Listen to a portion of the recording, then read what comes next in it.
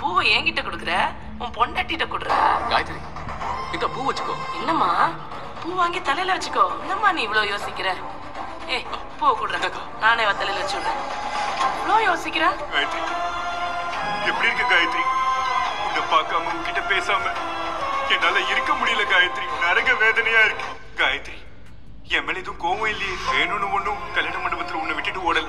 என்னை யாரோ கடத்திட்டு போயிட்டாங்க. யாரோ திட்டம் போட்டு நான் உன்னை கல்யாணம் பண்ணிக்க கூடாதுன்னு தடுத்திருக்காங்க. என்னால உன்னை மறக்க முடியல காயத்ரி. அம்மா, என்னையும் காயத்ரி யாரும் சூழ்ச்சி பண்ணி பிரிச்சுட்டாங்கம்மா. சொல்றேன்ல எந்திரி. என்னக்கா அவன் அண்ணன் பொண்ணு காலில் விழுந்து கெஞ்சி கதறிக்கிட்டு இருக்கேன். விட்டா காயத்ரியை கையோட கூட்டிட்டு போயிருவா போல இருக்கு. ஆமாண்டா, அவன் செஞ்சாலும் செய்வான்.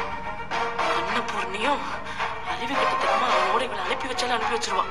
விடக்கூடாது, அங்கேயும் துரத்தணும். தம்பி தம்பி சொல்றத கேளு தம்பி. எந்திரி, எந்திரா மேல. ஏய், எங்க வந்து என்னடா கேட்டுக்கிட்டு இருக்க?